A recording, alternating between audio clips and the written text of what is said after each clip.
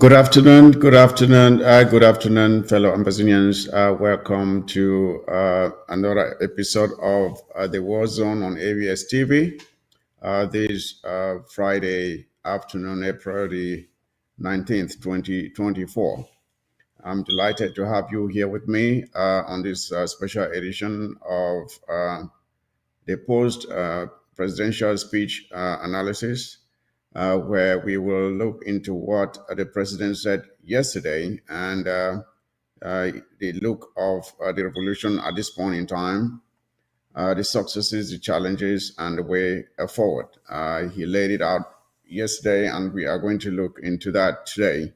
I will be joined today by Adisek Fritz, also by as Mars and Honorable Sama Thomas will be joining me on this edition of the War Zone to analyze the president's speech yesterday. A lot has been happening in our struggle. Unfortunately, not all of this has been very positive, especially in those cases where we seem to be stepping on our own very toes. And that is something that the president tried to address in his speech. And other things that are happening, especially coming from our neighbor, though they are not willing to accept it, but our neighbor, a lot of people to Cameroon, are planning or coming up with some games, and we have to be prepared for what they are bringing to us, so that we don't get taken unawares. So, like I said, I will be joined by Comrade Fritz, Honorable Sama Thomas, and Honorable Armina SOS Mas. I hope they are already logged in and ready so that we start. Unfortunately, again, we are starting a little bit late, but we'll try to make up for time. Now, without any more waste of time, I would like to see if Undersecretary Fritz is in. I believe he was locked in just a few moments ago. I believe he should still be locked in. If you are there, comrade, let me see you. Of course. Yes. Say hello to Yeah. Ambazonians. Yeah.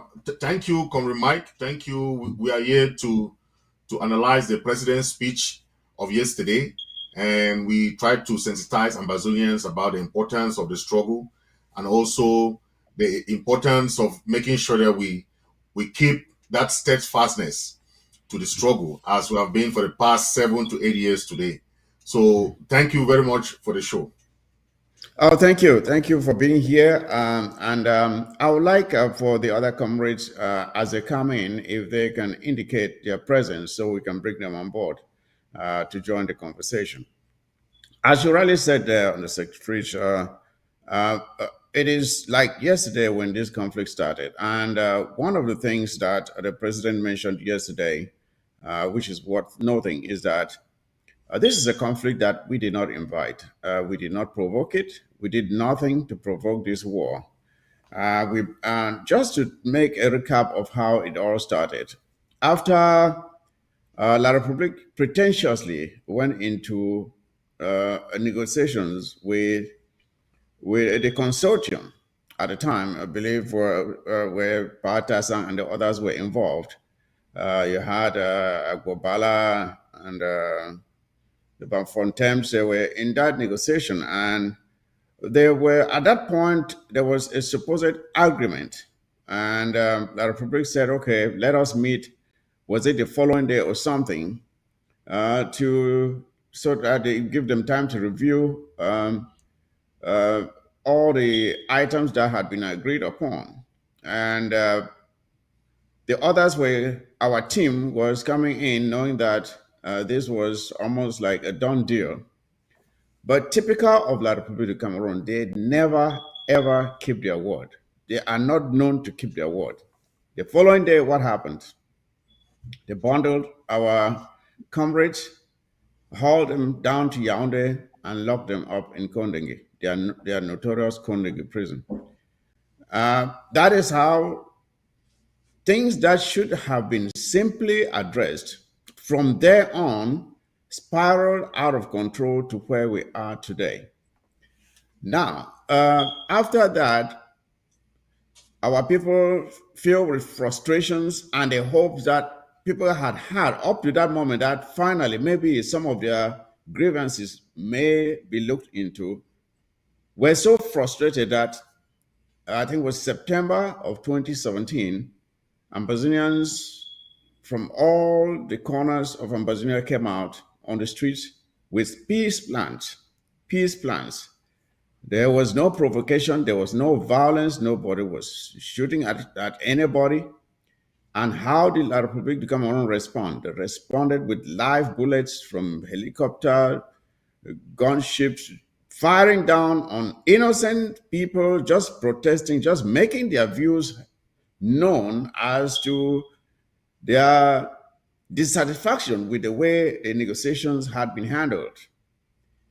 And from then on, they continued to break into houses, take young boys, take young girls, drop some in sewage, beat and kill and rape some. And it is almost 8 years now that this thing now has ballooned into an armed conflict where you have very serious weapons of war being exchanged. And lives have been lost on both sides of the conflict. La Republic has lost lives of mostly their soldiers because we do not attack their civilians, despite the fact that they come over and they kill our civilians without any discrimination, from children to the handicapped to the elderly, women, pregnant women, the sick in hospitals, they kill them. Indiscriminate brutality that we have seen from La Republic of Cameroon. And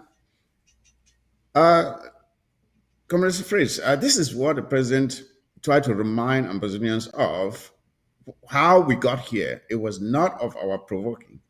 What do you have to say to that? Yes, we all saw when President Pobia declared war on the people of Ambazonia. So we did not bring the war to ourselves, and we were all novice when it comes to a liberation movement. But we have learned from the past that liberation is fought, like the president mentioned, through sacrifice, through determination, through steadfastness. And that is what Amazonian people have shown in the past few years. Uh, the least government to trust is La Republic government. You will never trust anything they say. And that's why we'll never go and sit with La Republic side by side, sitting and talking without an international mediator. Because Exactly. whatever they say, you never trust them. And we have seen from both Aijo and BR regimes that they fool our parents, they fool the other guys, and now they are trying to fool us. Fool me once, you fool me twice. You know, you we this government has a track record of betrayal. It has a track record of mistrust and distrust. So how can we trust them in anything? So in any accord, in any negotiation process or anything you want to deal with La Republic, look at how they deal with these guys of the DDR Center. Look how they deal with these guys, the federalists who went for the what they call the Grand National Dialogue. Look at what everything is just like a mafia government. So how do you No, trust no, this no. government? Yeah. As a mafia government, I think the point is this: when La Republique du Cameroon tells you, okay, come and sit down and let's negotiate, and you have a grievance against them, they are not trying to to make you happy that okay, we have resolved the different or the whatever problem you had in mind or you were facing, whatever they were doing to you that you did not like, they are not trying to solve that problem. That is not their concern. What they are trying to do is to pacify you so that you continue to live with that problem unsolved as long as it benefits them. That is the way they operate. Because look at all the arguments that we have tried to have with La Republic of Cameroon from way back when, starting from the so-called federation to when the fiasco that they had in Fumban with the Funchers. None of that was respected. And then in the 1990s, the Ambazonians again rose up and said, but we've gone through this for so long. There were several meetings, tripartite talks, and so on. Agreements were struck, signed papers, 20 something years, almost 30 years after, none of those agreements have ever been implemented. You remember the so called decentralization, where the regions were supposed to be autonomous? To this day, none of that has happened. On the contrary, everything is even more centralized now. Even prisoners have to be carried to Yaoundé to be locked up, as if there are no places within the various regions where people can be locked up. As soon as something happens to you, you are hauled directly to Yaoundé. Everything is, all the money must go to Yaoundé. And then when it goes to Yaoundé, there's a big hole there where the money just goes in and never comes out again. That is the problem we are facing. So they are never interested in genuinely resolving any problem. Like the DDR Center people that you just mentioned here. I think we just watched a video of this guy who calls himself Nasiri Clovis or something. He was advising his fellow betrayed comrades who have been taken and locked up and the so-called DDR Center that please fend for yourself. Don't sit there and wait for the government to do anything for you, because that's not happening. You have to fend for yourself. But the question is, how are you going to fend for yourself now when you are locked up? You're not even a free person out there who can go out and maybe do some trading or whatever. You don't have that freedom anymore. It would have been better that even if you wanted to stop fighting, you stop fighting and you are a free person to go around and do those things that he is saying. But you are now locked up. The DDR inmates are not free persons. They are not allowed to circulate freely. So they are in a quagmire. And this guy called Nasiri Clovis deceived some of them to go in there. And now he's jumping out there and crying foul and telling them to fend for themselves. How? So that is, like we're saying, I'm just supporting the point you were making there. That's how a lot of people come around operates.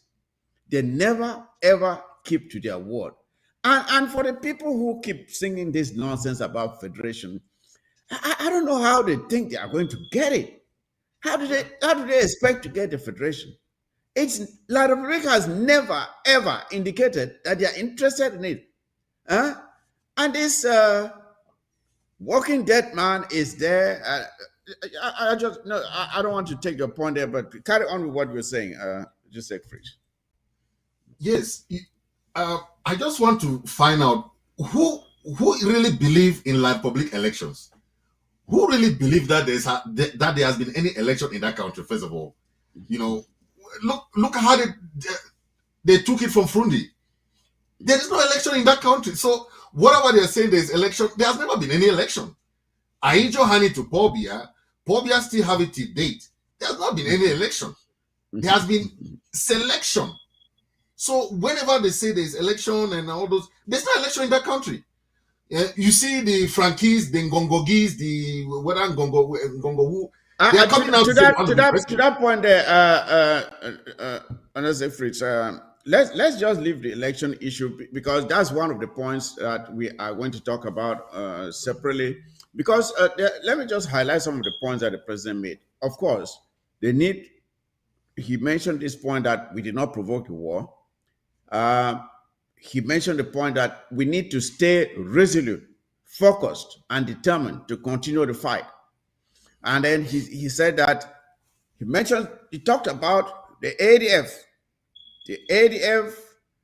and its atrocities on the people that is actually threatening the very survival of this struggle. The president spoke very firmly about it, and we're going to look at that. And he also talked about that we have to shun the elections or so-called elections that La Republic is organizing. We have to completely ignore that charade, because there's nothing there that will change anything. And first of all, we are not Cameroonians. We are Ambazonians, Southern Cameroonians. And of course, again, he reiterated the fact that the struggle is very much on course, despite some of the headwinds that we may be facing. But people should understand that there are undercurrents that are not very visible at the surface, but Yeah. the struggle is very much on course. Those are the main points I was able to pick from the president's speech, which we are going to analyze individually. And I hope that, again, I hope that SOS Mars and Honorable Samatamas will join us in this analysis. So, as we're saying about that the fact that we're not provoked and our people have been bundled, the president highlighted the fact that our people have been bundled and locked up in the dungeons of La Republic of Cameroon. We cannot afford to abandon them in there, because giving up on the struggle means you are giving up on, you are saying that someone like Ziziku should just remain there. Mancho BBC, Abdul Karim, Fongala for Tassan Wilfred, all these leaders, our comrades in the thousands who are in La Republic of Cameroon, in their jails and dungeons, when you are not participating in the liberation of the Southern Cameroons, you are saying that we should just forget about these comrades who are paying a price for the freedom that we all seek. And worst of all, you are saying that those who have paid the ultimate price, besides those who are in their dungeons, those who have paid the ultimate price, you are saying that their sacrifices were in vain. And that is what the president is saying. We cannot afford to allow that to happen. We must stay the course. We must stay resolute. I want you to follow through with that and highlight the importance of this to Ambazonians, Comrade Fritz. Yes.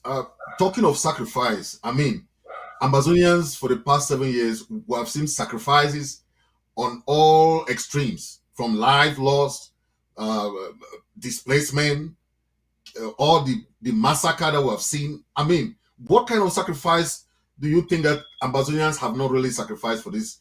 And nobody will just wake up suddenly and say, okay, let's just forget about everything and let's just go back and say, no.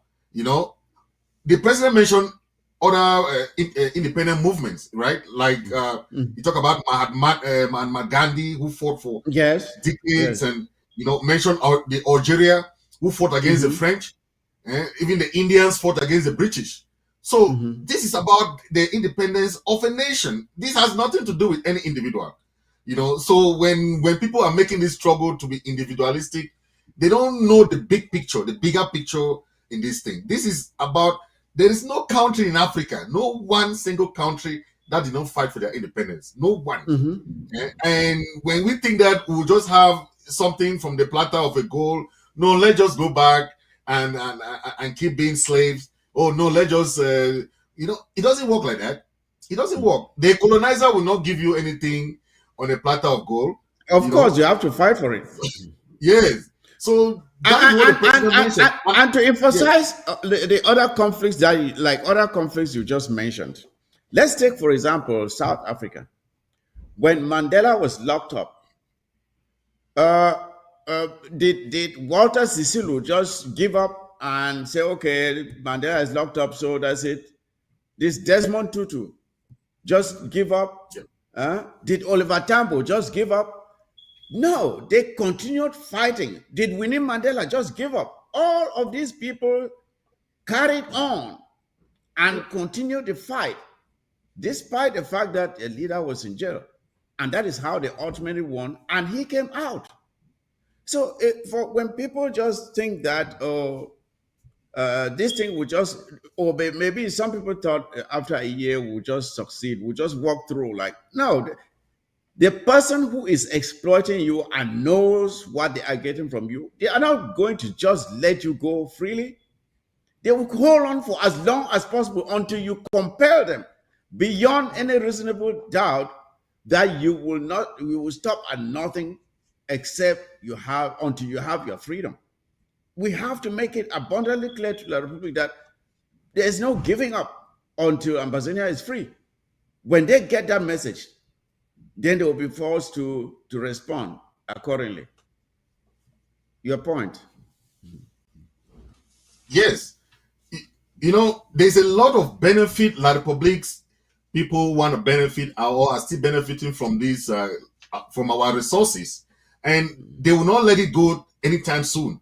They have tried everything. You know what they have been doing along the years just to keep us. They're trying to stop the ghost towns. You saw they're going to bribe bike riders all over the place. Mm-hmm. They are going to even sell our lands, like the CDC land grabbing.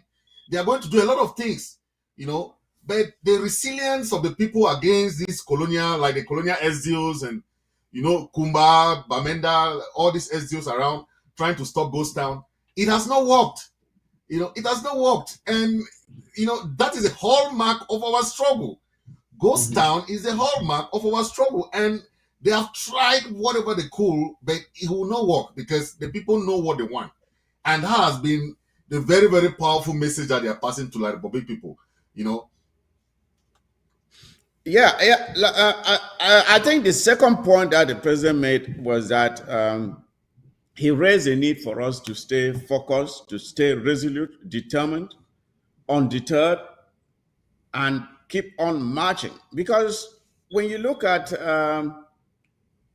from the start of this struggle, we had all kinds of people, opportunists, gamblers, and all kinds of funny people who came in and they pretended like they were part of the struggle. But these were people who were in it for their own reasons. And over time, these people realized that what they thought they could easily get wasn't coming. And of course, they showed us their colors and they faded away. But the bona fide Amazonians, those who believe in their very hearts the freedom of Amazonia, are still here standing strong and marching on. And so many times, La Republica has counted us out. They've counted us out. They say, oh, this thing is over. This thing is over. Then, boom, something happens and they are shocked. And that is what the message the president was trying to give there, that look, just because something is not happening on a daily basis does not mean that the struggle is over. You have seen it over and over and over. There will be a moment of calm, and then there are things being planned, operations being arranged, things being moved around.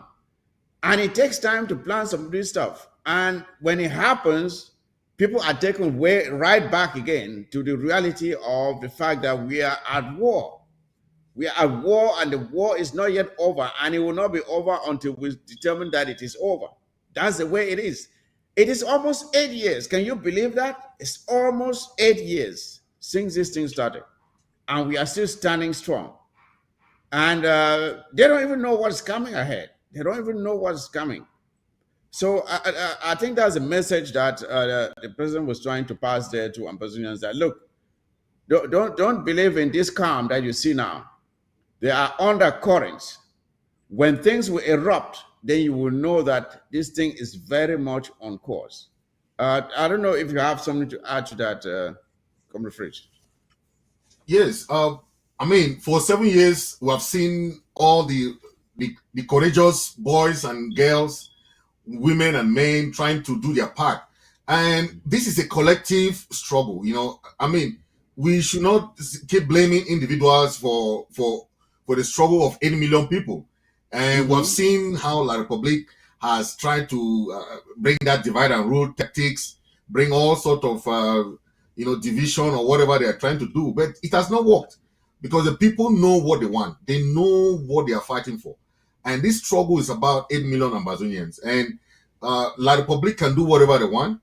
They have arrested our people. They'll do all sort of atrocities, killing, massacre, genocide, all sort of Scotch Ed policy. But it has not worked on our people. Our people are still resilient. And that is the determination that the president was talking about. That he said unshakable resolve of the Amazonian people. And that is what has kept us for 7 years going. And we cannot relent this effort, because he mentioned about the path that is long, but the reward will be worth it at the end of the tunnel. Mm-hmm. Absolutely, absolutely. I mean, just imagine, just visualize Ambazonians taking up, raising their flag in Boya and taking up residence at the Prime Minister's Lodge, which is where our, at least, initial capital or presidential palace or prime minister's lodge, however we decide to, what form of government we will establish will be. So when we get to Boya, we will establish a government that is truly representative of the people. That is what we want. Now, in contrary to, or as compared to what La Republique is trying to show us, what is the alternative if we should not succeed? Just imagine, because a country that is going down, is in decay, complete decay. We have no place in that country. In fact, things will get worse.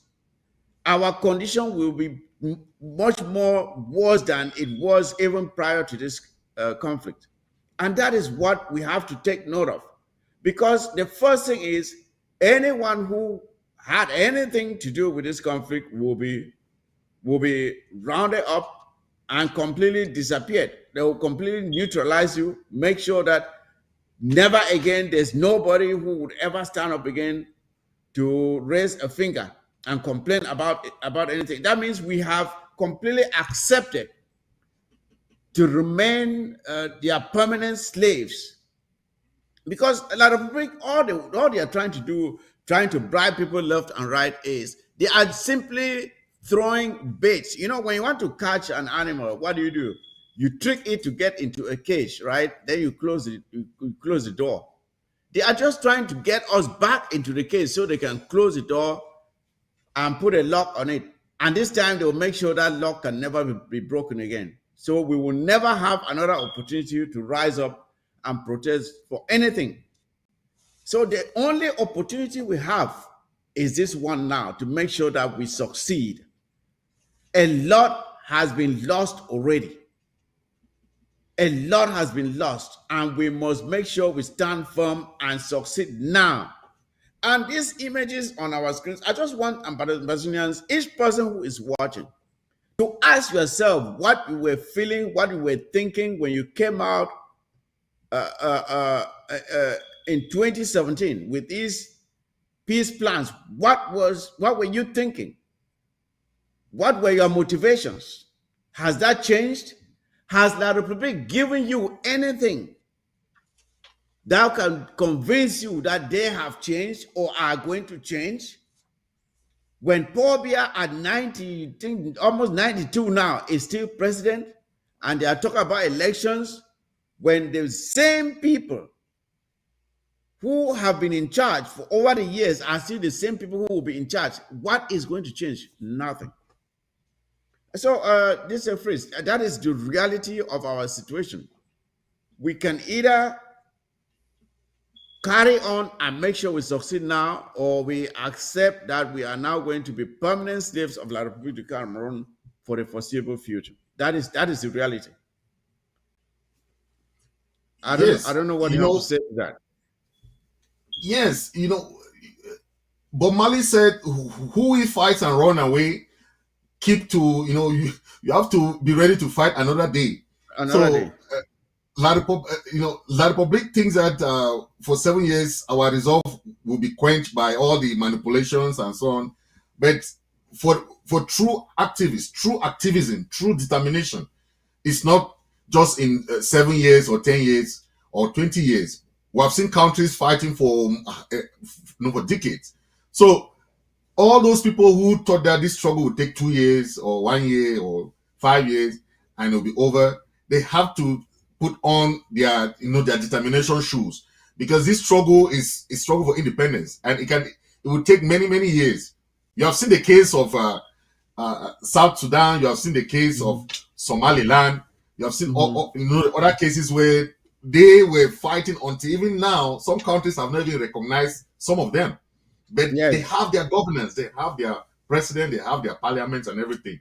But that is the example. And they have the peace of mind. They have their peace of mind. And I think we recently saw them going into some kind of agreement with I think Ethiopia, So I think Right. they are at the verge of breaking free and being recognized. I think Somaliland will soon be recognized. That's what I'm seeming to see. Right. Yeah. So It takes those time, but it examples are, happens. Mhm. yes, of course, those are the examples we have to take from. We have to look at those examples that are similar to ours from Eritrea, Somaliland, South Sudan, and all those people who were fighting for many years. And finally, despite all the nooks and crannies, all the hitches, they finally succeeded. And that is why we have to look at that. That we may have, as the president mentioned, we may have all these roadblocks, the setbacks, and so on and so forth. But the end of the tunnel is what we have to look at. What is the future of Ambazonia? What kind of nation do we want? Do we want the type of political system we see in La Republic?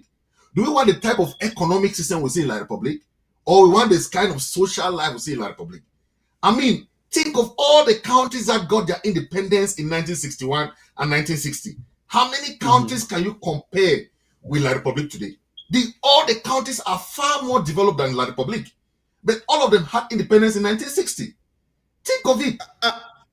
Look, Comrade Fritz, let's look at what is happening in Africa, especially coming from the Sahel, where you see uh, Mali, Niger, Burkina Faso breaking free. Now, we just saw an election in Senegal with those that won showing a complete break off from the French. They are not associating.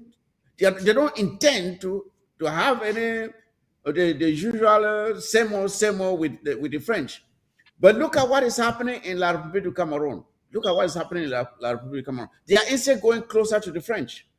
There is no indication that they are Yes. willing to break, and it is abundantly clear now to all African countries that the French, once you have any links with the French, it is almost impossible for you to ever progress, because the French are like leeches, like a tapeworm.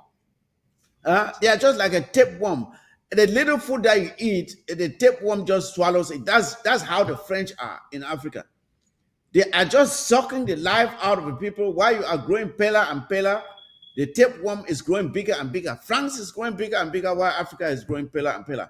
But as we're saying about other revolutions, again, let's go back to South Africa. How long did the South Africans fight against apartheid before succeeding? How many years? How many years did Mandela spend in jail? 27. And we are not counting the years before he was locked up. So how long did they fight for their freedom before having it? But when he was picked up, did the South Africans give up? Did they give up? Did he not give up? They continued fighting. And now, though we see some images of some of the not very enlightened people in South Africa, because they fail to understand that even while they were fighting, the rest of Africa was standing beside them. But when some of them are expressing hostility against people who are coming to their country now, I think some of them have a point to it, because they sacrificed, they fought for their freedom. And then some of us, especially Ambazonians, who like to run to South Africa and benefit from the sacrifices of others. And then when we are not doing anything to make sure that our homeland too one day may become the land of milk and honey, as our anthem says, so that others may want to travel to Ambazonia to seek better opportunities too. Those of us out here in the diaspora, in the USA, in Canada, and other places, especially the USA, where our brothers here, Black Americans, fought and sacrificed and died, some lynched, hung on trees for the freedoms that we now enjoy. And just to return the favor to your own very people, they are not willing to do it. They are not willing to do it. When you talk to them, they say, oh, that will nothing. But it is your own brothers and sisters who are suffering under the torture, exploitation, the violence, brutality that La Republic is meting on your people. And you don't see the need to do anything to alleviate their condition. And you are here benefiting from the sacrifices of others. Sometimes I think we hate ourselves. I really think so. I think sometimes we really hate ourselves to a point where we don't even realize what we're doing. You see, we hate ourselves because I don't see how you can sit here in the USA. You are benefiting from the sacrifices of others. Martin Luther King was shot dead. Yeah. Malcolm X shot dead. Rosa Parks. All these people stood up and fought for what we are enjoying today. And you can just sacrifice a little bit, just a little bit, to change your own the situation. And these people do like this, and you go back home and you say you're from America, and a common gendarme on the road, you show your passport, he takes the passport and stands with it. You want to talk to say full account. What are you going to do? What are you going to do? You take him to where? Nowhere. And we don't see that as a problem. I don't know what you have to say to that, Comrade Fritz. Yes, uh, our vision is to change, is to have everything contrary to La Republic. There is nothing good that we can copy from La Republic. Not even the legal system, not even the political system. Nothing is good there. So we have to revamp everything. That is what we are fighting for. We want a change of system that that referendum that we joined them and all this mistake that our parents did. That's what we are correcting now. So the federalists or the unionists or whatever they call themselves should not come and be preaching us all these things that they are preaching to us here, because we know what is right for us now. We are in the modern day era. We see countries that are democratic. We see what they are doing for their countries. Tell me one thing that this La Republic government has made that we can call made in Cameroon. What one product? My man. So let's not be talking here trying to sugarcoin all these things here, man. All these countries in Africa, most of them, these English-speaking countries, they have car manufacturing companies. They are producing their own cars. They are producing their own things. La Republic has done nothing. Nothing that you can say take home that is good for the people of Amazonia. The worst thing that you can have in your life is hopelessness. That is, you look at the future and it's just bleak. There is no light at the end of the tunnel. That's how life is in La Republica Cameroon, because when you look at those in charge, there is no indication that they will give way to a new crop of leaders that may change things. No way. Instead, they are consolidating power into the hands of the very old. And the few young ones that are there have been trained in their crookery, like the Ngongos. Is a big thief. Now they are floating someone like Frank Bia, a guy who is not known to have ever achieved anything in his life. We don't know his educational level. We don't know anything about him. But that is who their master Franks wants to take over from the father, so that he will continue to open the doors for them to keep on just pillaging the resources of not just theirs, but including the Ambazonians' resources. This Freeze, for the sake of time, let's transition to this topic about the ADF that the president spoke very hard on. We have seen the ADF continuously, persistently engaging in acts of brutality, violence, extortion, criminality. And the worst thing is that they are not targeting the citizens of La Republique of Cameroon. They have targeted our own very citizens with these very acts of brutality and violence and criminality. And they have given a pass to even the soldiers of La Republique of Cameroon that are all over our territory. The ADF has made a conscious decision never to confront them in any way, but to reserve their own anger and violence on the very people they pretend to be fighting for. And my question to you is this. have you understood the thinking behind the leadership of the ADF in this decision to focus? It's as if their own war is against Amazonians. What do you have to say to that? How can you explain the rationale behind this? You know, I really feel for some of these soldiers who are fighting for ADF and the Egg of Sea, because the decision that the Egg of Sea leadership is doing has killed most of these soldiers. From General Ivo, from the start of this struggle, General Ivo was a very resilient fighter. General Ivo showed an example of a wonderful warrior. But see how they led to his demise. And because of this, their policy, that's what has killed even this general, this one that just passed. Because of the policy, Yeah, big number. And they don't want to.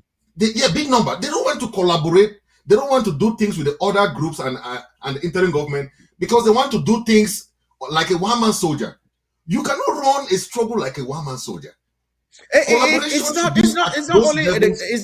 problem is not even the case of only a one-man soldier. It is your target, those that they are targeting. That is the main problem. If they were fighting like a one-man soldier and going out and taking down the Republic, who will have any problem with that? Nobody will have any problem with that. But when you go out and you're a one-man soldier against your own very people, then what sense is in that? What's the reason for that? What's the rationale for it? And you say you are fighting to protect the very... Look, we saw recently crops that had been abandoned at the Guzang market. I think the cocoa yams growing because the ADF blocked the market for, was it a month or something? That nobody would sell because of the passing of this criminal, Efang, who did nothing but terrorize the people. Then when he dies, you want to terrorize the same people again. And then they're asking for liberation tax from the people. And you prevented them from doing any trading that will give them the money to then pay the liberation tax. I mean, it's just so foolhardy. It's like they're just drunk.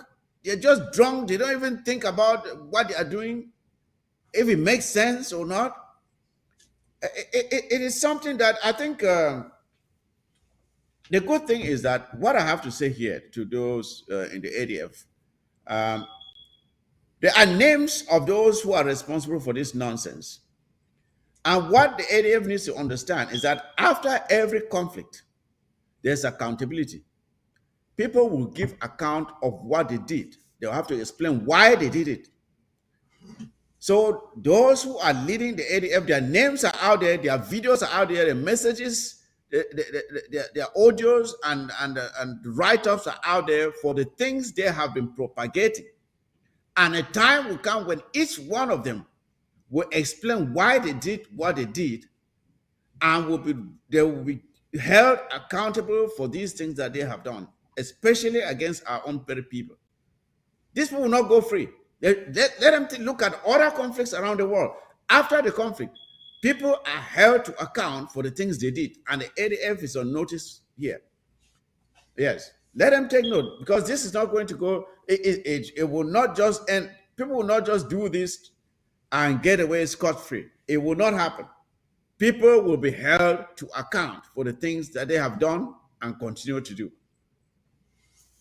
Yes, I want to say that the failure of most of these ADF or the Egg of Sea is that they don't understand that the community is their strength. They instead look at the community as a weakness instead of using the community as their strength. You cannot go against the community and you want to survive in that community. So I don't understand the rationale behind this policy. What did they think of giving 1 month lockdown? What do you really think about that? Then you want to come back and still collect taxes from those same people. You are keeping them for 1 month lockdown, blocking the road for 1 month. What are you thinking about? Well, I've never given 1 month lockdown since 7 years of this struggle. Yes. The only lockdown I knew was 1 week, and that was really tough. It's as if they imagine that. It's as if they imagine that when people stay at home for 1 month, they are printing money in the house. I mean, They are printing money. Well, I it mean, doesn't make sense. how do you even think about it?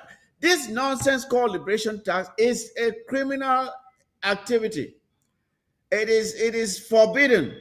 It is forbidden, and nobody should respect it except maybe you're trying to save your life. Because I hear some of them are very brutal when they come and they ask you for the tax and you don't pay it, they may kidnap you or do something. If you know you have to save yourself, pay, but document, take as much information of those involved in it and send it out. We have asked that we will freely publish the information of those involved in this thing right here on ABS TV. If you send us audios, videos, pictures, names of those engaged in it, we will call their names here, expose these criminals for who they are, because they are destroying our struggle and we cannot let it continue. And it is a good thing that some of the communities are beginning to rise up against them and they are chasing them out. And that is what every community in Abyssinia should do.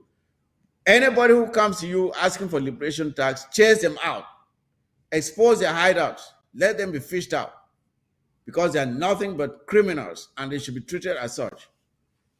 Continue with your point there. I mean, in all communities in Amazonia, the communities support the fighters. They support them by giving them food. They give them, they give them that support. But you cannot force the community to give you food, to give you money, when it's against their wish. Because we are in a struggle and people are still trying to make ends meet. So you cannot go there and be forcing them against their wish. Whereas for the past 7 years, the community has been supporting them. I come from Cuba, from all these other regions. They support the fighters. They give them food. They give them, So you cannot go and be forcing them when they're already supporting the struggle long ago.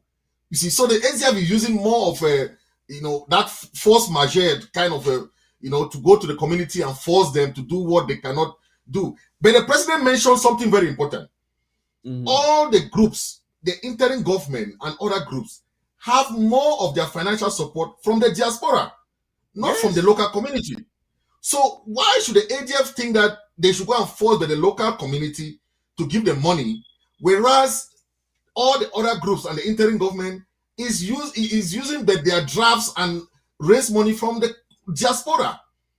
So it's just controversial, going to force the local community when people are trying to make ends meet, to put something on their table, to pay ransoms. There are two reasons. There are two reasons they do this. There are two reasons. First, they have no support out here in the diaspora. If the ADF went out there and said they are raising funds, who will give them money? Because of their criminal activity, what following do they have? There's nobody out here who will give them money. That's why they'll go back now to terrorize our people. Secondly, the reason they use force back home is because they are not doing anything that will make the population feel like supporting them. Their activities are not pro-revolutionary. They are not doing anything that pushes the revolution forward. So they know that if they have to depend on the free will of the people to support them, it will not come, because they are really not engaging the enemy. They're not engaging like people to come on. So why would the population want to support them? They are not protecting the population. They are instead extorting from the people. So why would the people now want to support you? So the only alternative for them now is to use violence, brute force, extortion, kidnapping for ransom. That is all they do. And once in a while, picking somebody from La Republique and then taking a ransom from La Republique and letting them go. That is how they operate. They don't have any other choice but to do what they're doing. But when the community start rising up and chasing them out, they will have nowhere else to go. That is it. And it's beginning to happen. Yes. Comrade, let's talk about taxes, right? In America, we have tax system where when we pay money, we are expecting that at the end of the year, we have what we call tax returns.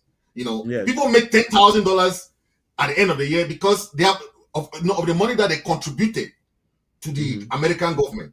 So you take something back from Uncle Sam. But The way they are taking taxes from our people there, they call liberation taxes. What do they do with the money? First of all, what do the people get from these taxes that they are paying to the that they call? Then what is the measurement of the who to collect money from? The president mentioned that about taxing the businesses that are making money from the from the community. You don't tax them. You go and tax people who and you don't even know their salary level. You don't know any measurement of that. You just go and be collecting money from them forcefully, and that's ransom taking. You don't call it taxes. You call ransom. They are looking. They are looking for the weakest ones in the communities. They don't want to go to. They are looking for the weakest links. Those they can easily step on their toes and compare them to pay. They are not going where they may be challenged. They want to act like they're tough, but they're cowards. They're cowards. There are thousands of La Republic businesses in our territory. Why not go and collect your taxes from them? Why not go to them and collect the taxes? Why are you molesting our people? People who don't, first of all, have theirs. They don't have it. And yet you want to even add to their misery. And the funny thing is that the way they just do it indiscriminately. Imagine you just say, okay, men pay this amount, women pay this amount. Do all men earn the same amount? Do all women earn the same amount? And what about the accountability? Okay, what do you do with it? When like you said out here, when taxes are collected, you see what is being done with the taxes. Okay, what are they doing with the taxes they collect? Nobody knows. And that is the problem, because a lot of these ADF people are out here, people who are jobless. They don't do anything. They don't have a living. They don't have something they're doing to support their living. And then they collect this money and they send to them like, sure, yeah, but we don't know what he's doing in Norway. And they send this money and he's living his life there. He's not engaging in any war with La Republic Cameroon. So this has become something to support their lifestyle. And it is wrong. That's what we're saying. It is wrong. Chase them out. Chase the ADF out, wherever it is in Amazonia, the small pockets where they are still operating. Chase them out. They are of no good to our struggle. I mean, for the past 7 years, people say they hate ADF, they hate EGOPC. Who hate who? For the past 7 years, we are waiting to see where they are fighting and where they are using the money to fight, and how many La Republic terrorist soldiers that they are putting down. Or so that let's give that measurement of, because when you close the road like they did in Bangui, they go to that particular region, close road for 1 month. Then, but you see La Republic soldiers come and pass. They pass freely. They pass. There's no reason for you blocking the road for civilians to go to their market to make their ends meet, but you're allowing the soldiers to come and pass. When the Republic comes, they open the road and they go through. They open the road. Huh? They are passing, but they lock the road for the civilians.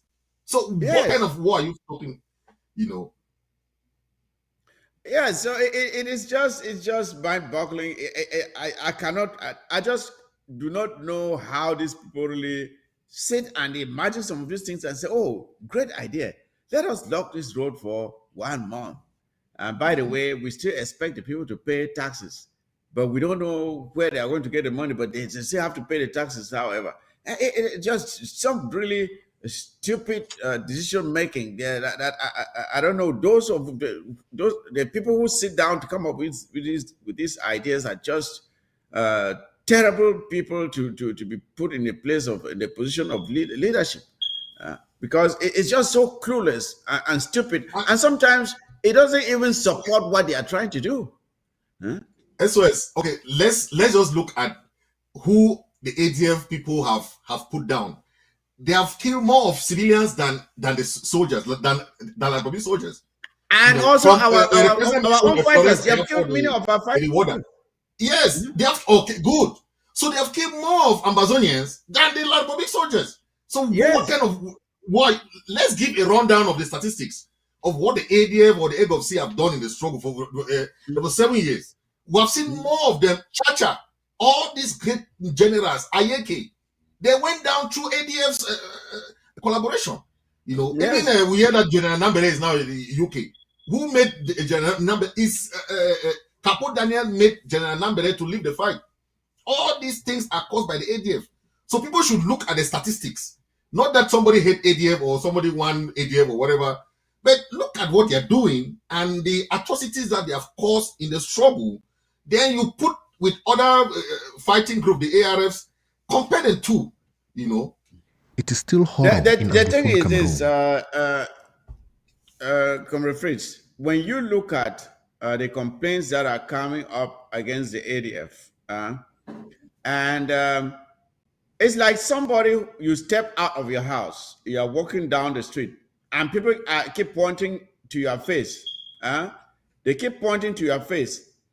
Instead of you maybe looking for a mirror to examine yourself and ask why people keep pointing to your face, you are angry at those who are pointing to your face, who are trying to indicate to you that there's something wrong with you. There's something wrong with the way you look. Mm-hmm. That is the way they are. People like No Pity who have made Ambazonia proud. I don't see anybody who would ever want to grudge someone like that. He's one of our greatest heroes. So the ADF, most of their people they look for the worst kinds of people.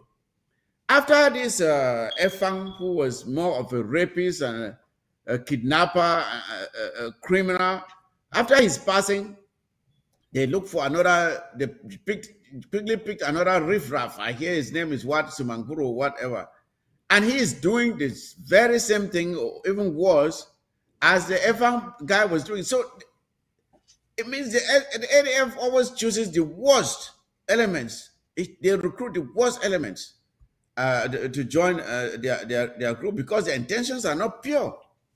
Their intentions are not pure. Let us Comrade Phrase, let us go to the La République du Cameroon so-called elections that are coming up. We don't know if they're coming up this year or they're coming up next year. Whenever is not our concern. But our problem, what we want to do is to inform our citizens not to get involved with this sham of a thing, because there are certain things that ought to be recognized first before we can engage in any election. First of all, any election that we are engaged in must be one that is organized by Ambazonians for Ambazonians. We are no longer La République du Cameroon citizens. We have nothing to do with them. And secondly, when it comes to their elections, we know that it will never be free and fair. Oh, look at the images of the venerable Field Marshal. Field Marshal. Oh, we miss him. We greatly miss him. We greatly miss him. These are people we are proud of. We will forever pay our gratitude to their service to Ambazonia. Yes, because they made us proud. They lifted this struggle to where it is, and it continues to stand strong. And that is why we cannot give up, fellow Ambazonians. We cannot afford to give up because of the sacrifices of these heroes. We cannot afford to give up. They made us proud. They lifted us, held our hands up when we were feeling weary, and we must honor their sacrifices by making sure that we succeed at the end. This is Fritz. I mean, when you are looking at these images here right now, it just gives you some goosebumps, looking at those images. Yeah. We were just about talking about the ADF and the EGOPC. Just look at the community support that General Field Marshal had with the community. Then compare it now with when Efang died. Just see the way they put his corpse there. Nobody even cared. You see, the love for the community is the hallmark of this struggle. And no matter what you do to the community, they know they can rise up at any time against you. But make sure you have that liaison, that bond with the community, because that's where your life is They can sell you at any time. Forget about your gun or your whatever you have. But the community love. Look at Fimasha. Look at Fimasha the king. How he was dealing with the community. His people loved him. His people loved him. Look at compare the way Ambazonians behaved when Field Marshal was betrayed by a former soldier to the enemy and was finally killed, and compare how Efang fell, and when Efang fell himself, how the community reacted. When Field Marshal was killed, there was great mourning. There was great mourning in Ambazonia. But when Efang died, there was great jubilation. People were very happy. The people of Guzang especially, and Momo in general, were very happy, and the entire Ambazonia, because that guy was a nuisance. You see, that is how you can tell those who are truly committed to the struggle, and those who are there to work for their people, and those who are there to cause pain and suffering on the same people that they are supposed to protect. Look at the way when Fimacha fell, there was the whole Ambazonia, people cried. People cried. But Efang, there was great jubilation. That tells you what they were doing when they were alive. And I would rather die as Field Marshal than as Efang. Honestly. So again, as I was saying there, Comrade Fritz, looking at the election that La République Cameroon is trying to organize, can you emphasize to our Ambazonians why they must not be part of it? They must not be caught taking part in this sham of a thing, because it will be very sad if we find any of our people involved in it. Yes, you know, La République, like I said before, La République has never held any election. From when they betrayed Frundi, we saw that happen in all the years, you know, until now. SDF has no parliamentarians, and you know, it's just a one-party system that is fooling the people. That is election. There's just selection. Look at the governors. They appoint them. Look at the mayors. Appoint. Look at the parliamentarians. Appoint. Look at the senators. All these Belamoki, they're appointed. So what they talk about election? Has Bia ever won a single election in that country? So let's Ambazonians just stay out of this thing. And I'm very happy that now in La République there is what they call voter apathy. People are tired. There's voter fatigue. There's election fatigue. People don't even want, the youth don't even want about anything election, because they are tired of the fraud and corruption, the rigging of the elections. What election are you talking about? You know, so let Ambazonia know that this boycott, La République is using this election as a means to say things are going back to normal, so that you should just stay there. And they are trying to put what they call Anglophone president, or what they call so let Ambazonia just stay out of this thing. You know, I want to tell them that Anglophone president. What has the prime minister done that they now don't want to give us? They gave a so-called Anglophone prime minister, right? What has he ever done that is now the president who will do something? I mean, and by the way, as you were saying about the elections, in order for you to hold any elections, you first of all have to ask yourself, who is controlling that election? All these appointed people, like you rightly said, why does La République like appointments so much? Because they want loyalty. Okay, they don't want someone who is chosen by the people, because when a governor is chosen by the people, that governor will do what the people want, or else the next time the people will not vote for him. But when that governor is appointed, he is serving the person who appointed him. When a DO is appointed, he is serving the person who appointed him. A mayor, a senator, and all the like. You see, the Mbelamoki is acting like complete, I don't even know how to call it, a sheep. A sheep, what they call in their dialect, the mouton.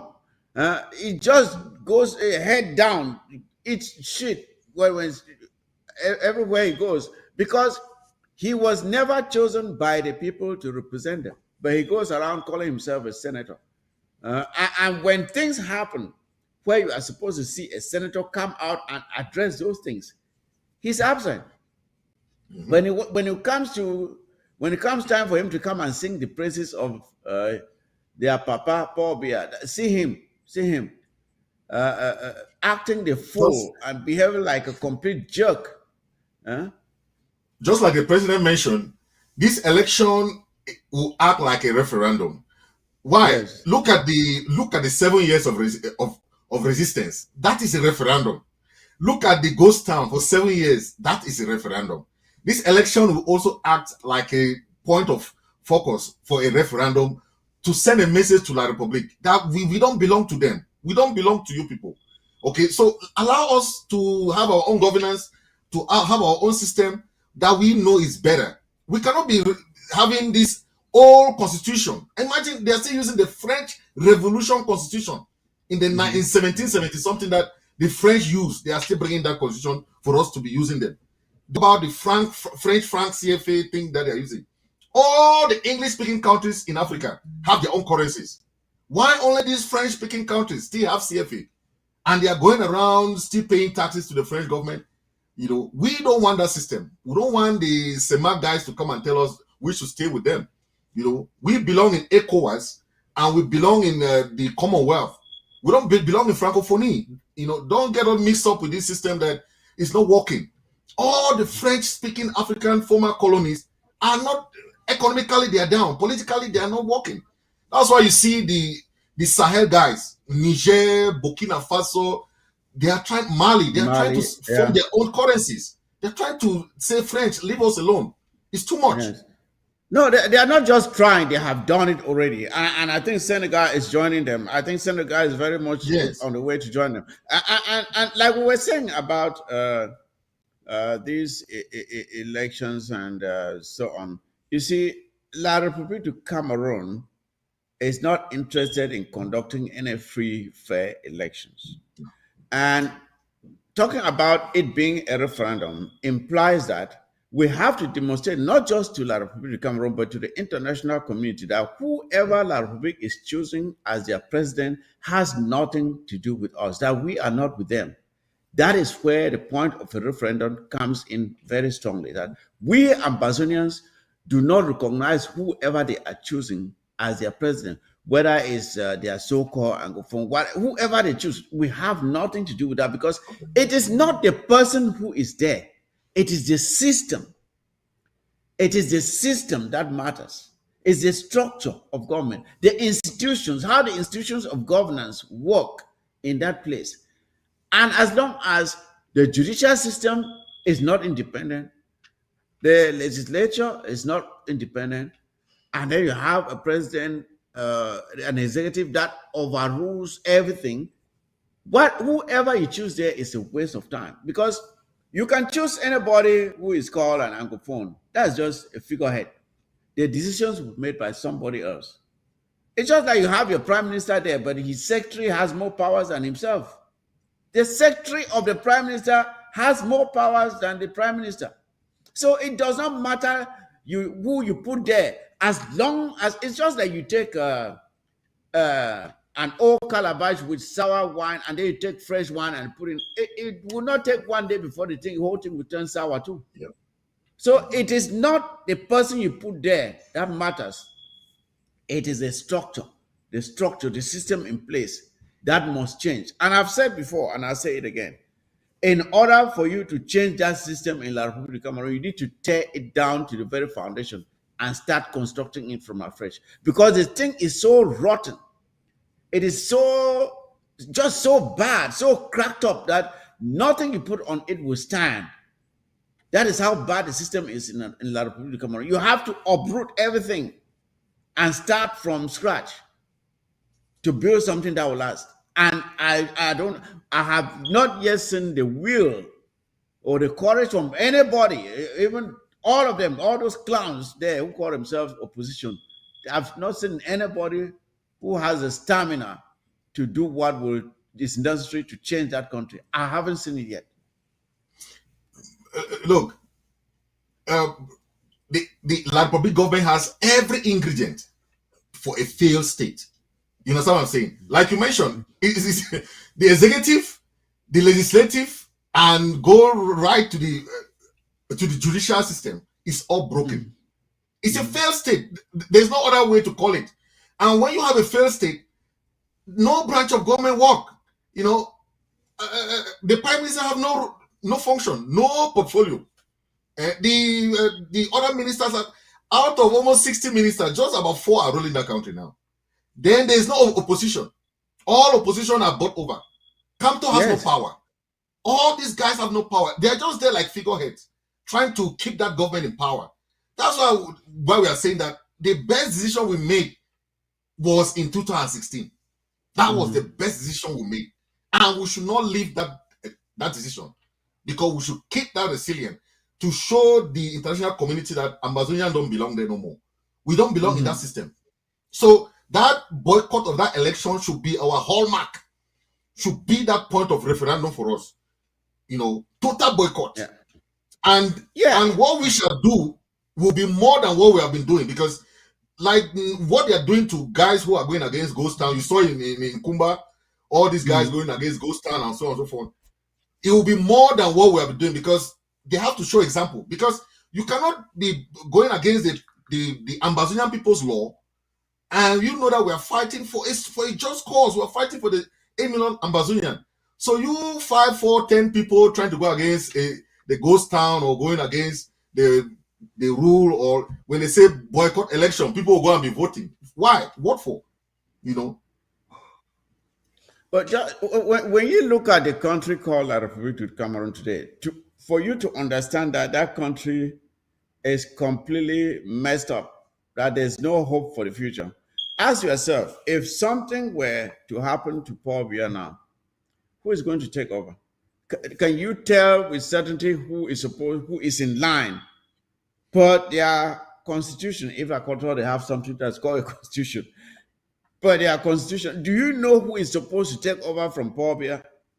I think right now is so-called the president of the Senate or somebody. Have you seen that guy recently?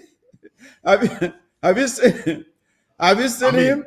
When you see, just when I say a failed state, you can tell from so that is the country. The head of the Senate, the head of the parliament, all of them are about 90 to 100 years old. There are people who are suffering from dementia. People who are suffering from dementia.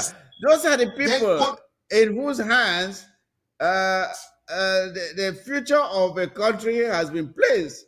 Kavai Jibril, Paul Biya, Nyat Jifreji, and even the other guy of Supreme Court, whatever his name, Takana somebody, they are all people around the 90s.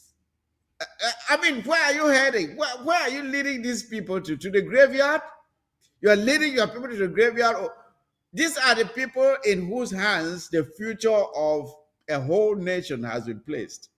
And people are just sitting there, stupefied, dumbfounded, drunk, not willing, not able to do anything. Look at the way Senegal rose up when Macky Sall was trying to play games with France.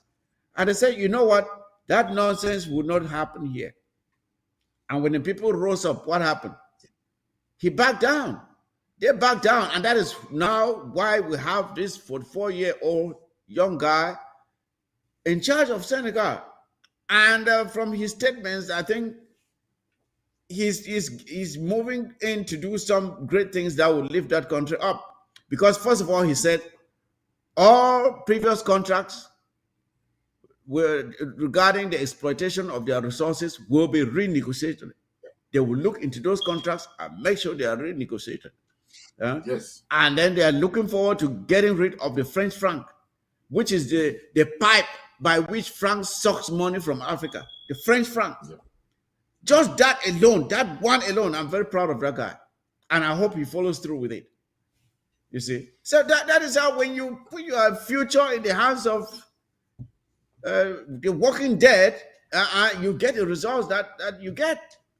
That's why La Republic is the way it is, because these people that we have named, Jifenji, Popia, Tangana, and Kaveji, when they go to bed, they are praying that they should wake up the following day. They are not thinking about your future or how we are going to make the lives of the youth better.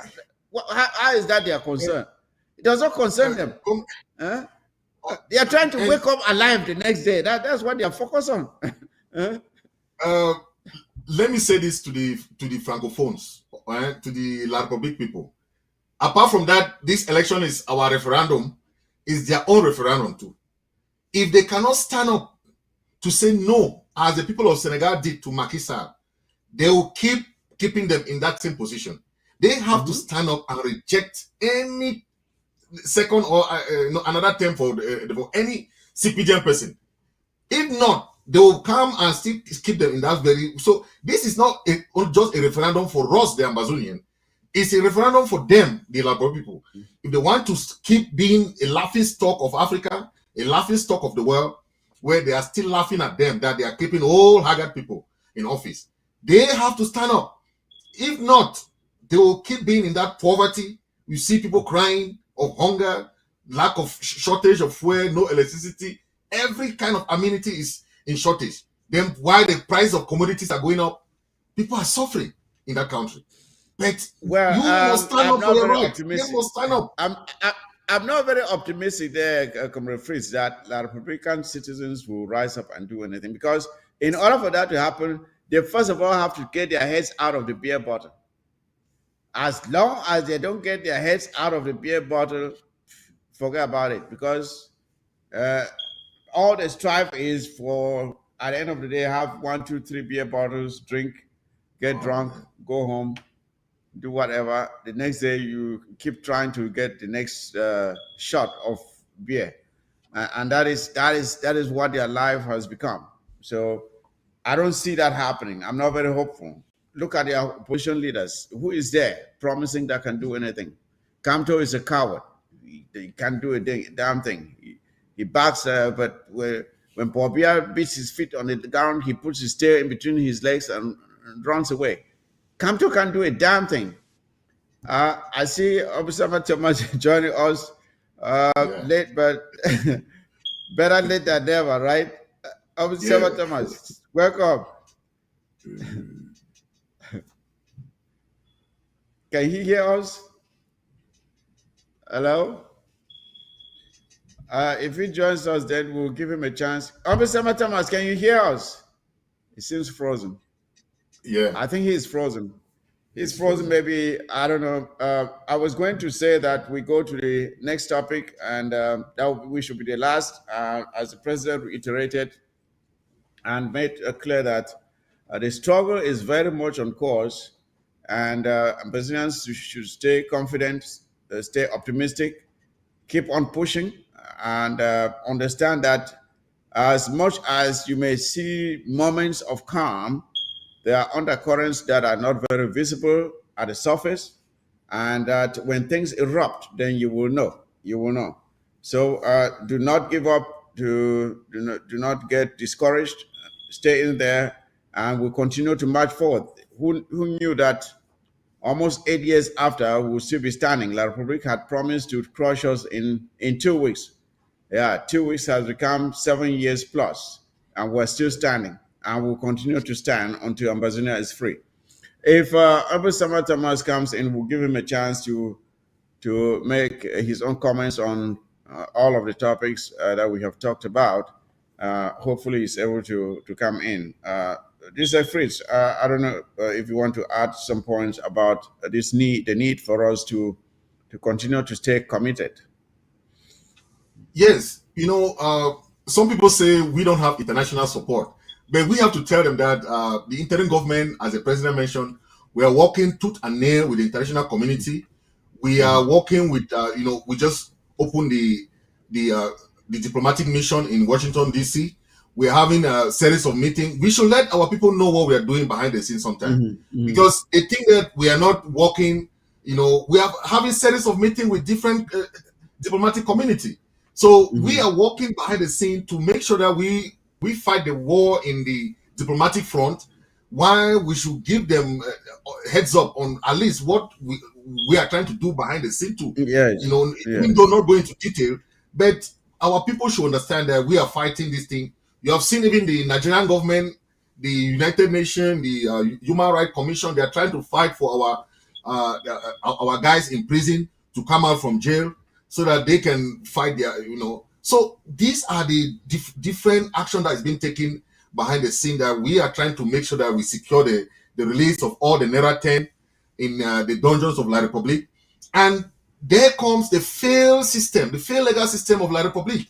You cannot go to a foreign land, you arrest people who are seeking asylum. No country does that. Asylum seekers has nothing to do with the country because you are running from that country. They cannot go to that country and arrest you illegally and send you now to the country where you are running from. It doesn't work like that. That's why the Nigerian government is trying to correct this. Of course, it underscores everything we are fighting for, because there's no judicial system in La Republique of Cameroon, right? Because how can you even explain that every little crime that somebody commits in one of the regions, they take you to Yaoundé and they try you in a military tribunal, because of the fact that the military tribunal is so structured to render the kind of verdict that they want. There's no real justice being delivered there. So they take you there, they simply rush you through. There's not enough time for your defense team to even present anything, because it's a military court. They simply bully you. First of all, the military in La Republique Cameroon are so poorly trained. They're just so hostile. They have no process. You want to talk, they say, "Are you trying to challenge me?" And they simply rush people through that kangaroo court, and they throw you in jail and forget. There's no judicial, there's no justice that is rendered through those institutions. No justice is rendered. First of all, you cannot try civilians in a military court. The military has what they call the martial law. The martial law has nothing to do with civilians. How do you carry civilians when you have the civilian courts? You have all the types of court, customary court to the Supreme Court. You have to finish that level. Then if you say you are trying them for terrorism, okay, then you can go to military court. But at the end of the day, these guys have nothing to do with those courts. They have to try them. But first of all, these are two systems. You cannot carry somebody from a common law system, take them to a civil law system, try them in a civil law system, when a system that they don't know nothing about. The common law system give chances for bails. That's why you see in America, if somebody commits a crime, you go and get bail. You get the bail bond. The bail bonders come and bail you. You go out, and until the day of your court, you go to court. But they are out of prison, right? Yes. But the system in civil law system is that they'll keep you there. They call it a waiting trial. You wait for trial for 10 years. Then when you come out, they charge you for 2 years. So you lost 12 years of your life.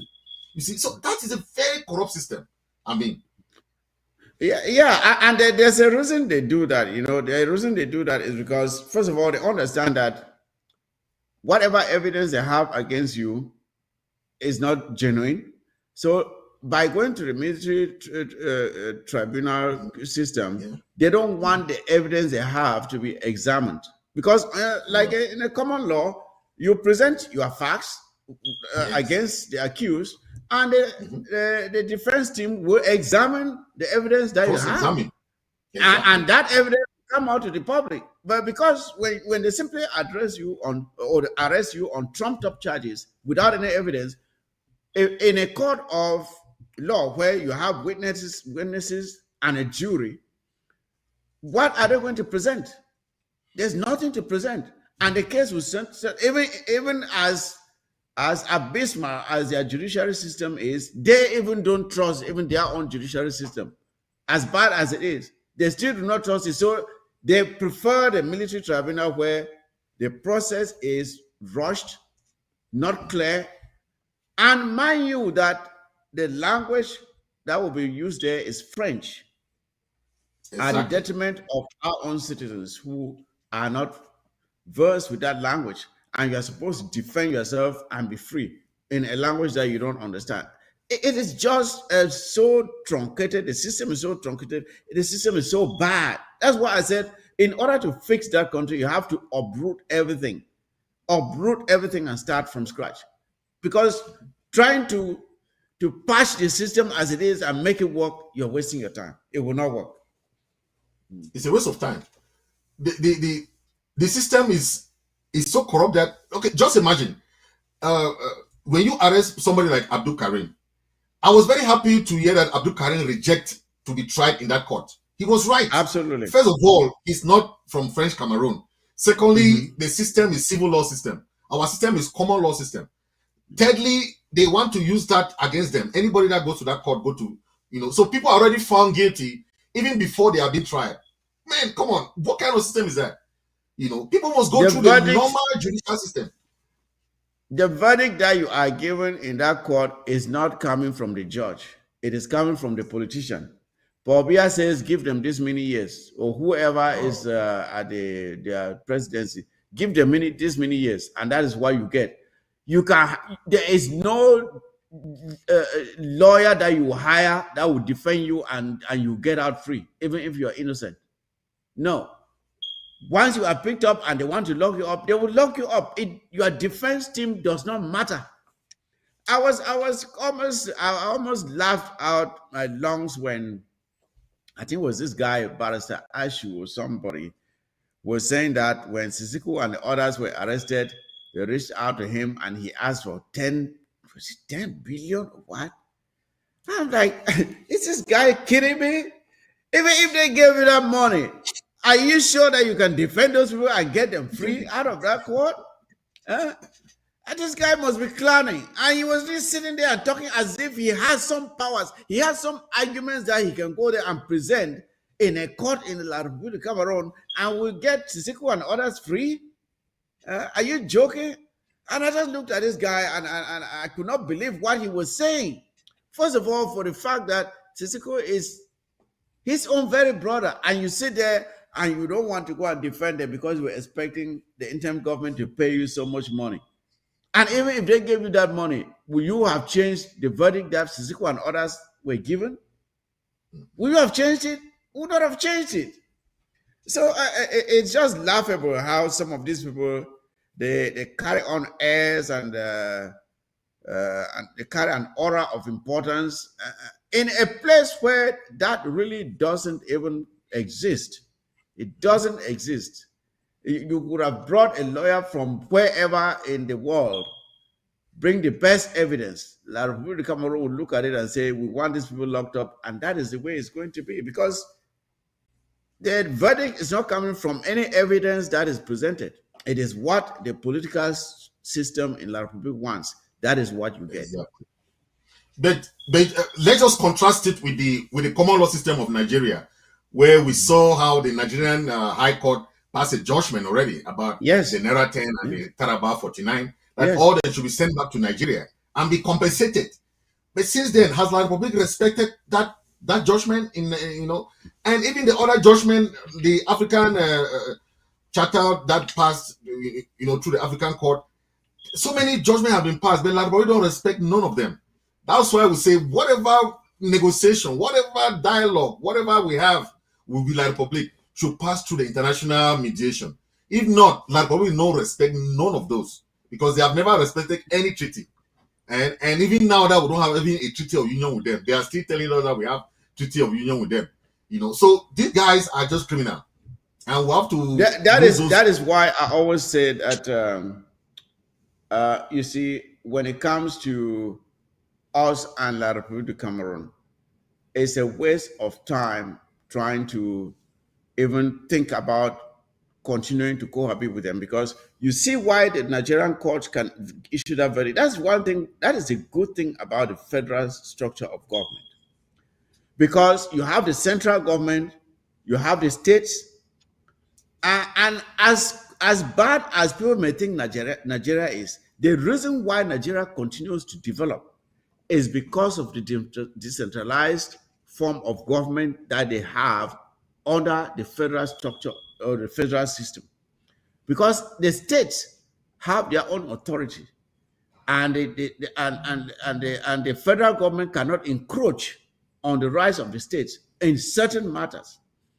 You see, but when you have a system in La Republic of Cameroon that is so centralized, every person is by appointment.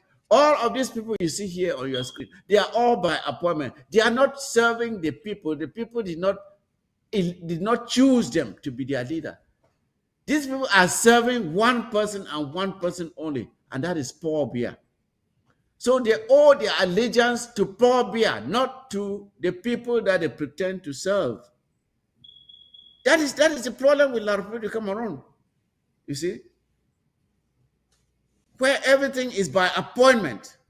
Everything is by appointment. It's all about loyalty and servitude to the almighty Paul Biya or leader or president, whoever that is. That is what we must get out of.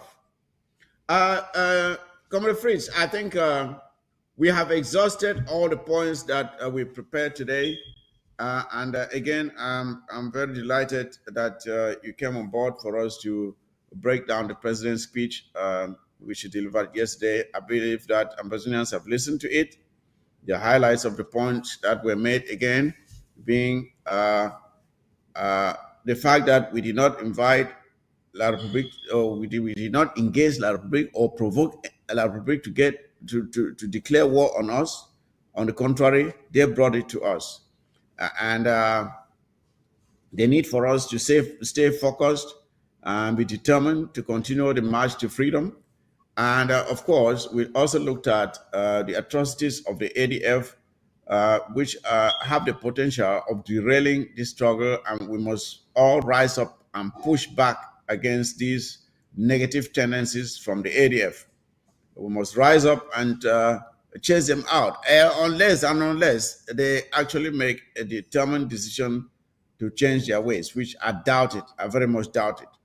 And of course, the elections, the so-called elections in La Republique of Cameroon, please have nothing to do with it. Do not register for anything. Do not take part in it.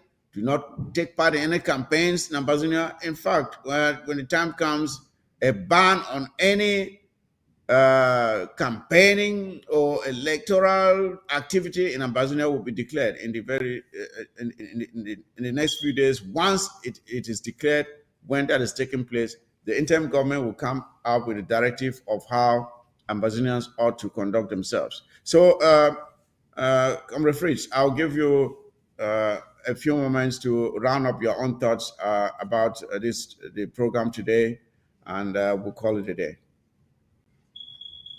Yeah, thank you very much. Thank you. As we have seen, Cameroon government has failed, have lost it big time. You know, they've tried hiring lobbyists in America. The lobbyists have failed them. They have tried going to different, now we heard that they are sending this Insala guy to go to UK and all Europe to Insala the clown, falsely accuse our guys. It has all failed. We have seen they have hired blacklegs and bootlickers and all these guys. They have failed. Now they are trying to conduct all this fake election, and you know, we saw them hiring the fake Amber guys, the Atanganji boys, and so on. They have failed. Finally, nothing will ever move in that country when it concerns Ambazonian revolution. Okay, we, as the president mentioned, we're going to fight till the last man standing. No matter what happens, all the fake thing that they did in the what they call Grand National Dialogue, the whatever they did there failed. So La Republic has no hiding place. They have to come out to reality and know that we had no agreement or union agreement with them. We are a separate country. We had the same status, and we came together in that fake referendum. But we are saying enough is enough, and that is our own point. And this election, like we said, will be a referendum for the Ambazonian people. Not only for the Ambazonian people, it will be a referendum for the La Republic people too. If they want to continue with this failed government for 42 years, or they want their own good democracy, as the case of Senegal, if they want to continue with that, good and fine for them. But Ambazonians are gone, and gone for good. Thank you very much. Oh, thank you, there, Comrade Fritz. Again, thank you for coming on board, fellow Ambassadors. I hope you got something from the presentation today.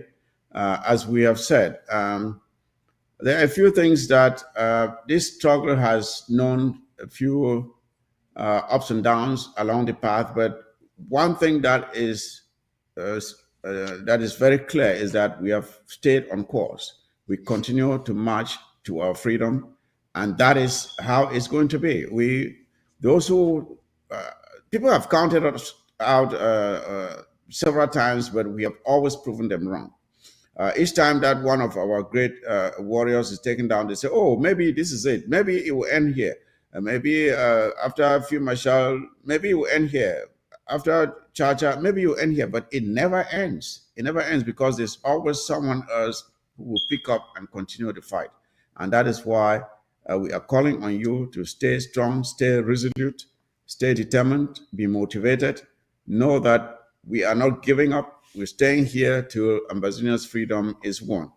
And to those who are engaging in criminal activities, targeting our own very people, and allowing those who are causing us harm to march through our territory with impunity, you are not helping the cause of the liberation of the Southern Cameroons. And we are urging you to change your ways.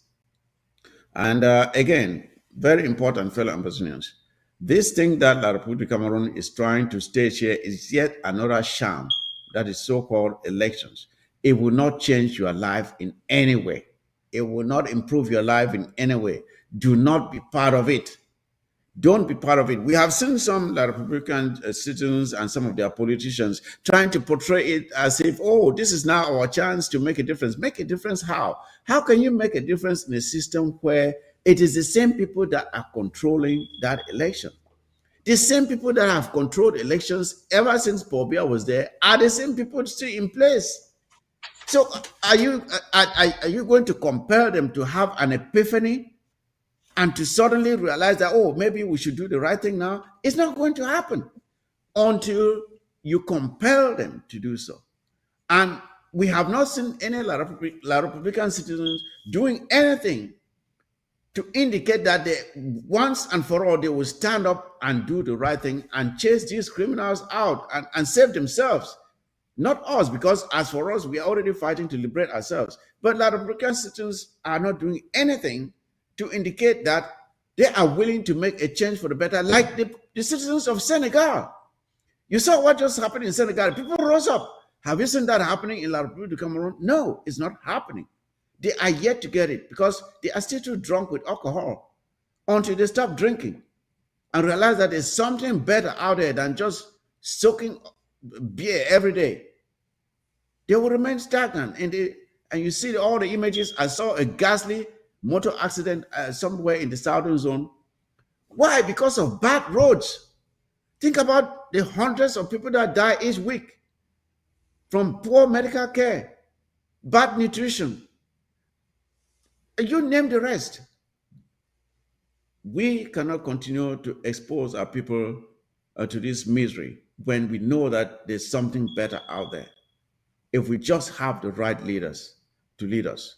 So, fellow Ambazonians, again, it was a pleasure having you on viewing this program today. I always like to encourage you to please. The one thing that has always kept us from succeeding is the fact that we don't love ourselves too much. That's why I always emphasize, please take good care of yourselves and take care of each other, not to hurt each other, but protect each other. That is what we need. And with that, ladies and gentlemen, I would like to end the show here. The war zone is out. Good night.